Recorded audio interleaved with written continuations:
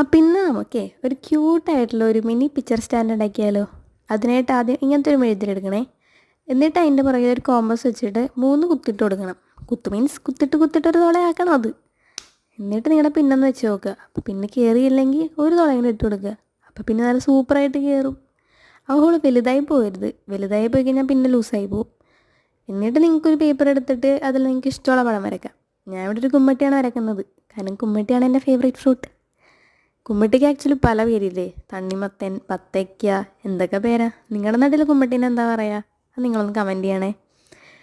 എന്നിട്ട് നിങ്ങൾക്ക് ഇതേപോലെ എന്തെങ്കിലും ക്യൂട്ടായിട്ടുള്ള പടങ്ങളോ അതല്ലേ നിങ്ങൾക്ക് വല്ല റിമൈൻഡേഴ്സോ വല്ല ടെസ്റ്റ് പേപ്പറൊക്കെ ഉണ്ടെങ്കിൽ അതൊക്കെ എഴുതി വെക്കാട്ടാ. പെട്ടെന്ന് നമ്മളിങ്ങനെ നോക്കുമ്പോൾ കാണൂലേ, അടുത്ത ദിവസം ടെസ്റ്റ് പേപ്പർ ഉണ്ട് ഏത്, അപ്പം നമ്മളത് പഠിക്കണം. പഠിക്കാൻ വേണ്ടിയാണല്ലോ നമ്മളിങ്ങനെയൊക്കെ ചെയ്യുന്നത്. എൻ്റെ പിന്നാലെ ഒരു അനുസരണയില്ലാത്ത പിന്നെ ഞാൻ എന്തോരം കഷ്ടപ്പെട്ടാണ് കയറ്റിയത്. അപ്പോൾ നിങ്ങൾക്ക് ഇഷ്ടപ്പെടാൻ ലൈക്ക്